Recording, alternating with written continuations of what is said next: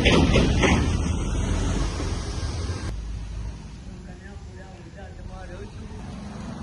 કલ્યાણપુરા વૃદ્ધાશ્રમમાં રહું છું અને તેવી તારીખે લાઇટનું કોઈ ઠેકાણું નથી. સમજી ગયા? અંદર અમે બધા કંટાળીએ રૂમમાં, એટલે પછી બહાર આવીને બેસી છીએ ખીચકા ઉપર, અને આ પ્રમાણે અહીંયા કોઈ ઠેકાણું નથી. ત્યાં લાઇટની જરૂર પડે તો માકડ, મચ્છર, આ તે બધું અમને કેડે માખી હેરાન કરે. એના હિસાબે જે બધું આ છે તે છે બધું તમે પગલાં લઈને સરખું કરો તો સારું.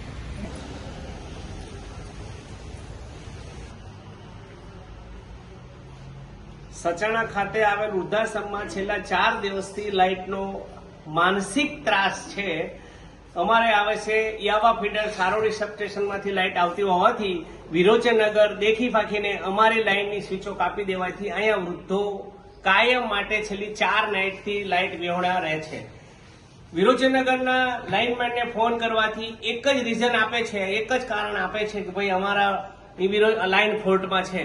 અમે વિરોચનનગર ફોન કરીએ એટલે વિરોચનનગર લાઇટ હોય છે.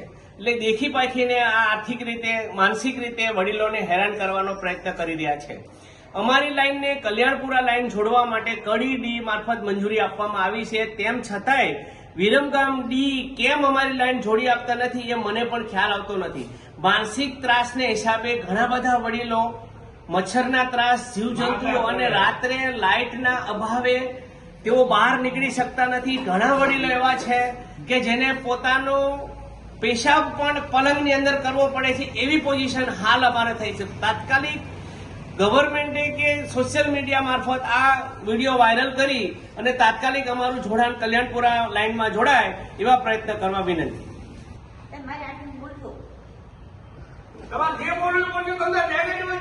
મારું નામ કોકિલાબેન છે. હું હેન્ડીકેપ છું. હું બાથરૂમ બી જઈ શકતી નહીં, મારે આંખે દેખાતું નથી બરોબર. ને ભોજનાલયમાં અમે જઈ શકતા નહીં. 4 દિવસથી ઉનાળામાં લાઇટોનો ત્રાસ છે. હવે અમે કરીએ શું? અપંગ છીએ, કરીએ શું અમે? તો અમારા સાહેબો ફોન કરે છે તો એ કોઈનું સાંભળતા નથી. તો પછી અમારે વડીલોને ઘેડાને કરવાનું શું? એવા અમારા કેટલાય ઘેડાઓ છે, કશું કરી શકતા નથી.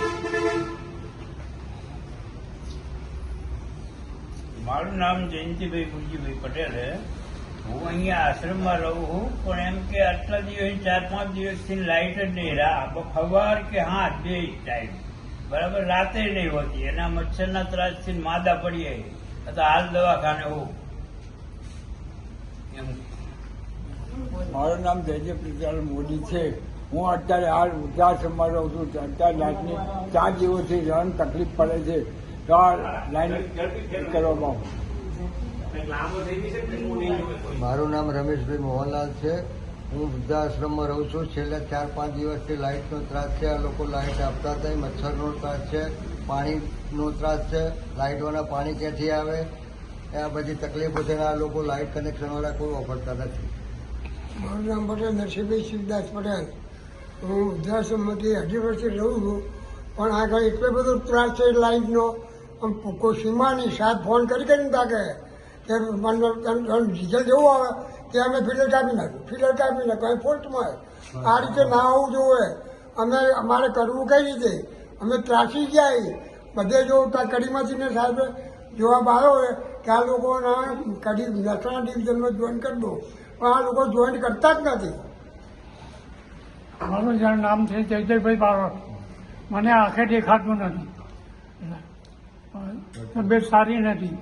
રાતે ઉઠું પેશાબ પથારીમાં જ કરવો પડે.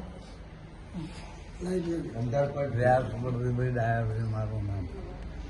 મને હું અત્યારે હાલ વૃદ્ધાશ્રમની અંદર રહું છું અને 4 દિવસથી લાઇટ નહીં, પાણી નહીં.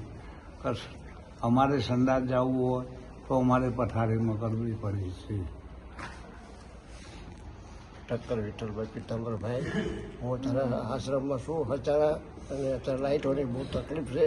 લાઇટો આવતી નહીં અને મચ્છરનો ત્રાસ છે.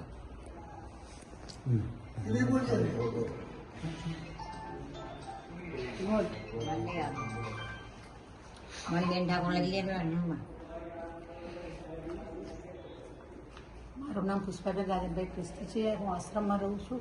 4-5 દિવસથી લાઇટ નથી. રાત્રે બહુ પ્રોબ્લેમ થાય છે. હું બેન સોની બોલું છું. મારા આશ્રમમાં 4-5 દિવસથી લાઇટ જ નહીં. 24 કલાક અમે હેરાન થઈએ છીએ ભાઈ. એટલે તમે લોકો તાત્કાલિક લાઇટ આપો બાપા, એવું કરો. मेरा नाम उषा बहन नाम से बहुत त्रास हो रहा है लाइट का, ना पानी का, और बहुत मच्छर काटते हैंगे. सब कोई समाधान करो. તાત્કાલિक लाइट આપો બાપા. हाँ, रात काली लाइट आपको.